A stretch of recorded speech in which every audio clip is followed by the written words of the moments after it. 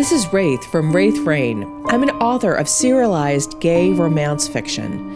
Every week on this podcast, I'll be reading a chapter from one of my gay fantasy shifter serials called Dragon's Reign. I'll explain at the break how you can find out more about this story and others I write. So let's get to it. Chapter 84. Alone or Together, Separate or One. If I had to say what they are doing, it looks like Raziel is showing off while Iolaire is the cheerleading section, Caden said as he watched the black and white dragons in the magic mirror in the throne room. Both Valerius and Shioni lifted their heads from where they were going over some of the preparation for King Anwar's arrival later that afternoon on Shioni's tablet. Valerius's eyes narrowed as he took in the scene Caden was referring to. Iolaire was in its familiar cat-like loaf position, while Raziel was standing before Iolaire on all four limbs. Raziel's wings were spread wide and its head was lifted towards the sky. Those wings were so huge and so wide that the mirror could only show a part of them, though it was zoomed out. Iolaire's eyes grew larger in appreciation as Raziel flapped mightily and let out a gout of flame into the sky. Shioni gave out a delighted laugh. Caden's right. Raziel's putting on a show for its mate. They are not. I mean to say, the word mates. We have not discussed. Valerius's voice faded off into a sigh as Raziel lifted its head up and looked magnificent. Iolaire clapped with a rustle of wings, enjoying every minute of the show and evidently feeling very proud to have such a mate. Caden bit his lower lip. He and Valerius had not talked about this. The helix in the sky had so clearly announced to the world that something had happened. Something momentous, but not yet complete. Something that neither he nor Valerius were ready for. Shioni's eyes were wide. But last night, in the sky. Yes, that. Valerius's eyes slid to Caden as though asking for an assist. That was, well, it was a display of fated mates if I ever saw it, Shioni cried. She tipped her head meaningfully towards Caden. She evidently thought that Valerius was being thoughtless about his feelings on the matter. Caden was pretty sure she believed that Valerius was being pig-headed about how he felt about Caden, except he was still a little shell-shocked about what had happened himself, and yet pleased too, which was pretty much what he imagined Valerius felt. Except we haven't talked about it, Caden thought. Not even when he held me just before we fell asleep together. If Iolaire and Raziel were fated, then neither of them would have had a choice in the matter of being mates. Valerius pointed out as if this fact alone would change the fact that Raziel and Iolaire were now somehow sharing a joined space, and that had never happened before. The barrier between them was simply gone as of last night. Last night was so great, Caden thought, and that stupid smile crossed his face that he simply couldn't scrub off, even if he had wanted to. Valerius, she said dryly, fated mates or chosen mates or whatever mates, they appear to be mates. They are rooming together, Valerius said, and his mouth was twitching as if even he knew how silly that sounded. But it's sort of like that, Caden thought. Valerius and Iron are sharing a home, and Iolaire and Raziel are now sharing a home too. Valerius, Shioni's hands flew into the air. You better have an answer about what this is and what is happening. I'm not the only one to think that Iolaire has chosen a mate. Look. She tapped frantically on her tablet and thrust it towards Valerius. Caden could only hear the breathless commentary of the television reporters. The red and the white is quite telling in the helix that still reigns high in the sky today, a female expert, evidently on dragon mates, was saying. There have been rumors swirling out of High Reach that Iolaire gets to choose among the dragons who will be its mate, and evidently some initial choice at least has been made. The red could signify that Iolaire's chosen the Red Dragon Queen May. What? Valerius shouted at the tablet. No, that is not the case. How could they? What about the Dragon King Valerius? Though Raziel is black, it is most associated with fire. Perhaps the red part of the helix is to symbolize flames or fire, a male news reporter said. But the first expert, in a patronizing tone, answered, "Oh no, that couldn't be right." "What?" Valerius shouted again, purpling. "What kind of expert are you?" "None, not at all." "Why couldn't it?" The male reporter sounded nettled. "Exactly. Why not?" Valerius echoed, as if the reporter and expert could hear him. "Because of the way their relationship began with the battle. How could they be fated mates if Raziel was trying to kill Iolaire?" Caden could almost imagine the expert's cat-like smile of satisfaction on her face after making her point. Valerius's shoulders slumped. That was a misunderstanding. Surely everyone can see that Iolaire and I are quite all right. Shioni tapped the tablet and the program turned off. "Yes, well, it's just not a traditional way for fated mates to meet. Normally it's love at first sight and—" "I told you that they are not fated, but chosen. You cannot have both. They are mutually exclusive." Valerius was scowling at her. "If they are fated, then they have no choice in the matter. If they are chosen, then—" Yes, but I'm afraid our media will fill in what the people don't know about dragon mates. Think of all the books, movies, and television shows that have told the world of werewolves and their mates," Shioni pointed out to him. "People will draw on that." "Those are fiction." Valerius's eyes were narrowed, as if he were offended for them to be compared to fictional mates. "I wonder why the helix is red and white and not black and white," Caden interrupted them. He felt rather impish at that moment. "Red really does describe May. After all, Zippel is red, and doesn't she spew magma? Red is a much better signifier for her." Valerius's eyes narrowed further. "Really?" "Yeah, they'll never guess it's Raziel until we tell them," Caden said. "Yes, you will have to tell them," Shioni said, hands now on her hips. "Will that come before or after Caden announces himself? Will you do it at the same time? Should we wait at least until Anwar arrives and has some chance to meet Caden?" "We're sorry, Shioni," Caden grimaced. "We know a lot is going on, and this," he pointed to the two cooing dragons, "wasn't what we intended. At least I knew how Iolaire felt, but I wasn't sure about Raziel." "I was." Valerius rubbed his temple. "Raziel's fear should have told me everything I needed to know." "Fear? Raziel doesn't seem afraid. I can't believe Raziel's afraid of anything," Caden defended the black dragon stoutly. "Oh, Raziel was. It knew that a change was coming, not just for the world, but for us." Valerius gazed at his spirit in the mirror almost tenderly. "Even a good change, the best change, is still highly alarming to my mighty Raziel." Caden felt himself smiling broadly. He and Iolaire were the best change. It was strange. He should have felt uneasy that he and Valerius were still hesitating to give what had happened between Iolaire and Raziel the night before a name. But he wasn't. Instead, he just felt a deep sense of certainty that everything, between him and Valerius in any case, would work itself out in time. Still, it was a little bit stunning. "Neither of you has to apologize," Shioni sighed. "It's rather thrilling, to be honest, but I admit that adding the glowing helix in the sky has not made my job easier. But it cannot be helped. Indeed, it should not be. It should be celebrated." "It is pretty spectacular," Caden said. Caden came up the steps to the throne where Valerius was sitting and got in his lap, without any shame, in front of Shioni. To his delight, Valerius accommodated him without thought. He was immediately tucking Caden against him with practiced ease, as they did this all the time.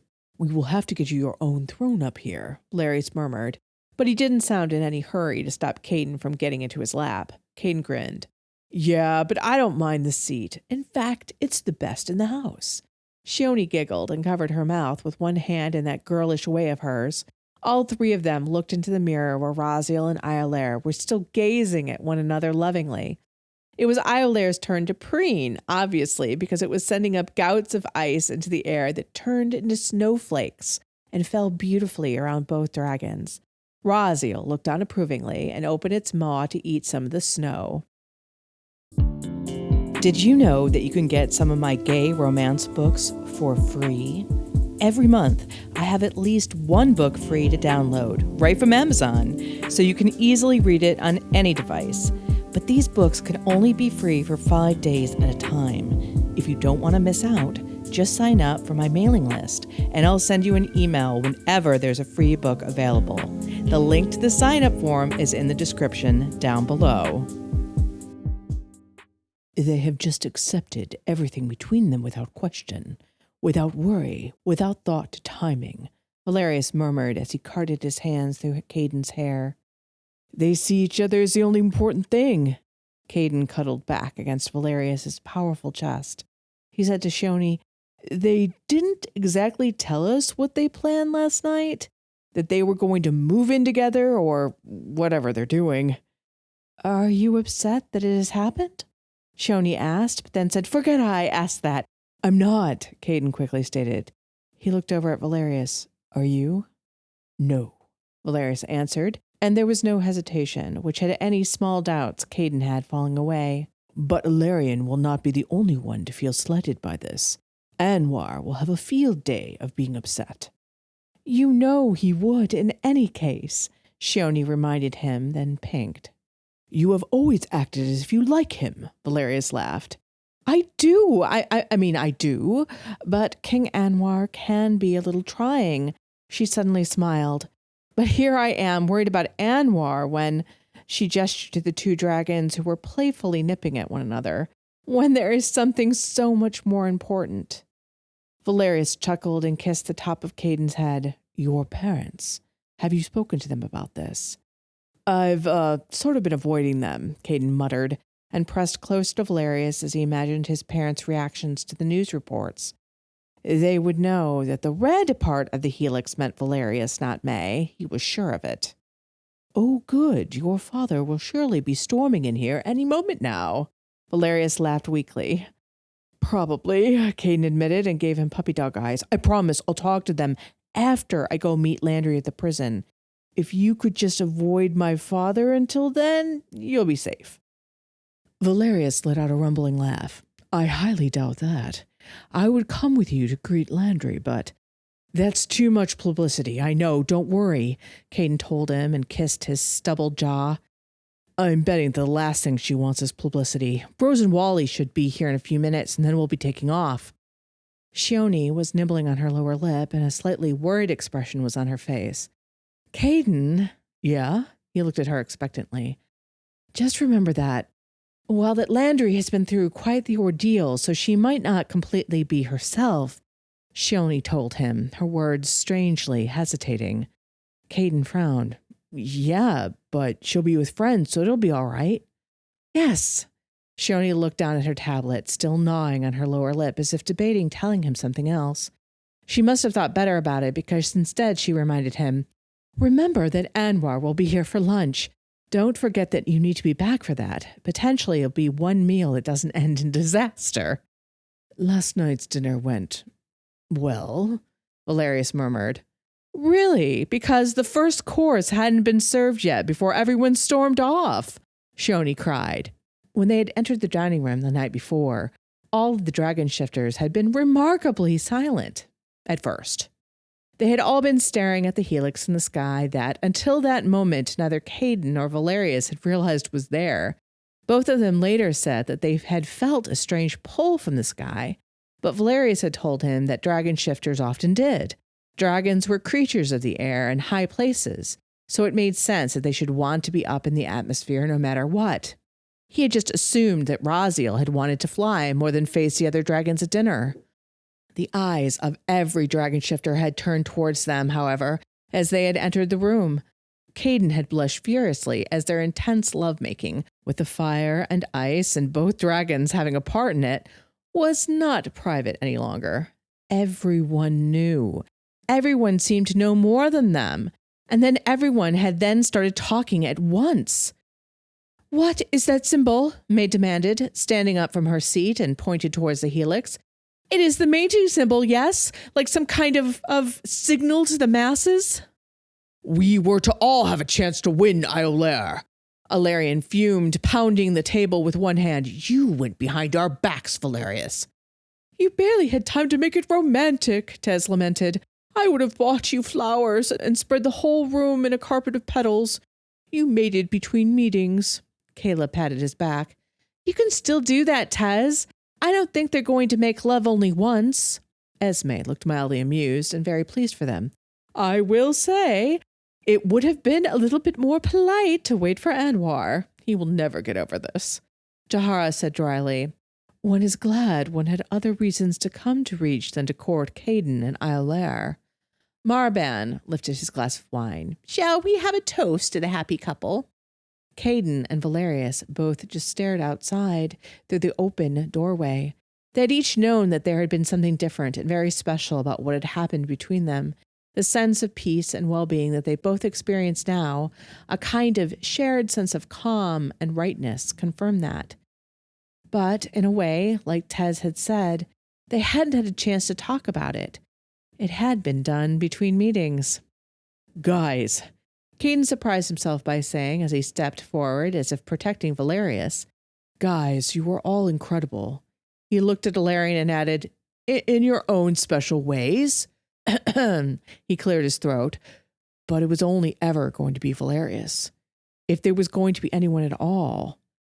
That had everyone going quiet. Caden flushed hotter, but pushed on. But I hope you realize that it was a truly good and important thing that you've come here for, which is to address the growing violence and unrest in the world. We wouldn't have known about the faith in each other's territories if we hadn't come together, and I don't think we could find a solution to it on our own. Valerian's arms were still crossed over his massive chest, still scowling as he said, Valerius always takes everything that he wants, and does so underhandedly. That is absurd, Esme glared at Valerian. It is as if, when you look at Valerius, you see yourself reflected back to you, but have no understanding of what you're seeing.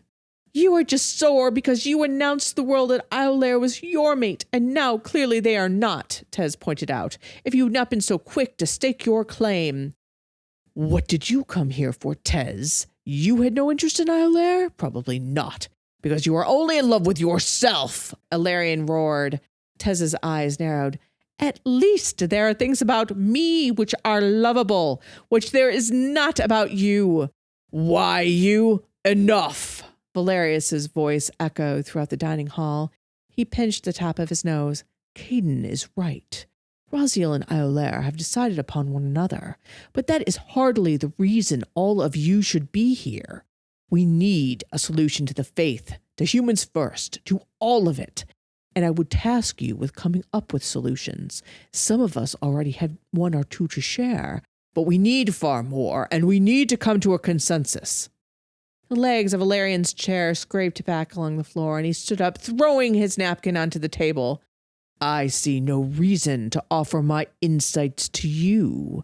None of you has the courage to do it. You mean the stomach to imprison practically everyone in your little authoritarian regime? Esme scoffed. No, we don't. But it's not working anyways, Valerian. You need help as much as anyone. You can't be serious about leaving just because we're not going to be mates, Caden cried. Valerian gave him a nasty smile. If you wanted my help, you should have considered who you chose. That's not fair, Caden yelled and flushed. Fairness was for children, not dragon shifters. That's ridiculous. You don't like men or me romantically. It would never have worked between us. You know that. You're using this as an excuse to simply leave. But we can work on stopping the violence, and I will stop the violence in my territory. I need no help from any of you. Valerian stormed out. May rose. She looked tired and put out, likely because he had taken her ability to shift. Valerian is right about one thing, Caden. You need to be more particular about your allies. I understand Valerius, but asking Valerian to stay? Why? He has nothing to offer. But we haven't heard from him. He offers only prisons and death, Tez said as he too got up and took Kayla's hand. Besides, he will only offer what costs him nothing and gains him everything. The two of them joined May in leaving. Esme sighed. I suppose I will be eating in my rooms again tonight. I am certain you two would rather be alone, Esme said to them as she got up as well and headed out after kissing both of them on the cheeks. Jahara finished her wine and stood as well. Do not be too worried, Caden. This was never going to be easy. We just have to keep trying. You really want all of them in your territory, Jahara? Valerius asked. She smiled. I may not like them all. I may not trust them. But I want all of them to live. What would you give for that, Valerius? And with that, she too left. Shioni and Marban were the only ones remaining. Would you like to have dinner with me, my dear? Marban asked her. Yes, I would. Thankfully, there's plenty of wine. Shioni poured herself a very large glass. Despite what Esme says, I think Caden and I would like to join you, Valerius said as he pulled out a chair for Caden. There is plenty of food, too, Shioni said with a faint smile. And they had eaten and drunk under the light of the moon and the helix without talking further about it. Both Marban and Shioni had likely sensed that both Caden and Valerius did not wish to. But really, Caden had been absorbing it himself. Lunch will happen, Caden said, snapping back to the moment. I'm sure of it. I mean, even though Iolaire said he was leaving, he hasn't. According to the staff, he's not even packed, so that's good, right?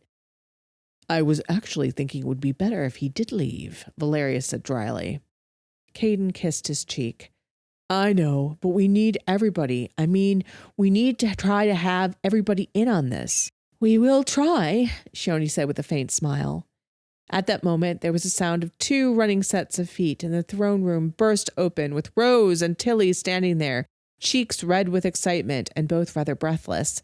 Come on, Caden, we've got to go, Tilly wheezed. What? Till, you need to stay here. No, I'm going to welcome Landry out of the joint. Is that what prison is called? Anyways, I'm totally going and you owe me because our parents are coming to talk to you right now and I delayed them, Tilly said in no uncertain terms. Rose nodded with a pained smile. They look a little, concerned about you. Caden scrambled from Valerius's arms. The Dragon King did not keep him, though he looked rather pained. Go on, Caden, escape, Valerius told him. I will handle your parents. But Caden flapped his arms. If Landry weren't getting out in like 20 minutes, I'd stay, but who are you kidding? Go. I may shift and fly out of here myself. Valerius laughed and gently pushed Caden towards Tilly and Rose. Okay, thanks. Caden kissed him before running down to his sister and friend. Is Wally here yet? Oh yeah, he's got the car ready and waiting to go, Rose flashed a grin. The 3 of them raced out of High Reach and into the courtyard, where Wally was indeed there in his rickety car. What little hair he had was sticking up on end as all the windows were down. Caden wondered if he simply hadn't been able to get them all up.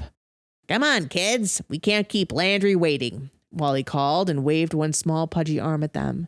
The 3 of them piled into the car with Caden up front. The last car door had barely closed before they were barreling out of the castle and down the road towards the prison.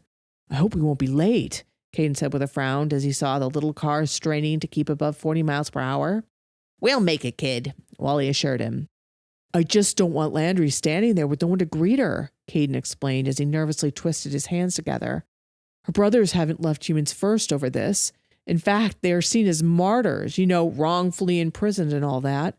Since Landry chose us over them, I'm just not sure that any family will be there for her. We're her family now, Tilly said stoutly. Damn straight, Rose added. They arrived at the prison just in time to see Landry coming out of the massive gates. But though Caden had been afraid she would have been alone, he hadn't considered that the press would be there. Of course they would be. There was a gaggle of reporters waiting just outside of the prison. They rushed towards Landry, and Caden let out a hiss of breath. Landry froze. Though her hair covered her eyes like it always did, he could see her alarm. There were dozens of microphones thrust towards her. Oh man, we've got to get her. She's all alone, Caden cried. Except, in a moment, Landry was not alone. Humans First thugs suddenly flanked her like 2 oversized bookends. And then there was another figure who put a gentle arm around Landry's shoulders.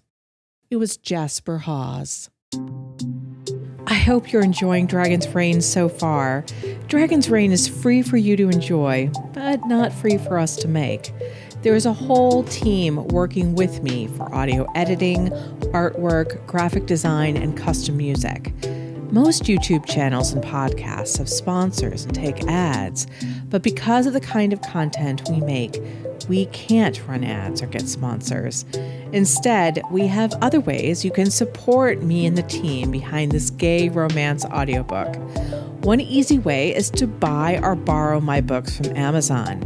They are all gay romance set in alternative worlds with vampires or shifters and other magical beings. You may not know that even if you borrow books with your Kindle Unlimited subscription at Amazon, they are free for you, but they still earn us money. The books are published under the name Ex Aratare, which actually means wraith in Romanian. And if you love audiobooks, you can get professionally narrated versions of every one of my books on audible.com. The link to my author page is in the description below, as well as to the first book of the series I think you'll really like. Thank you so much for your support. People like you enable me and the team to keep writing these stories of gay romance, magic, monsters, and true love, and producing this very fun podcast for everyone. Thank you.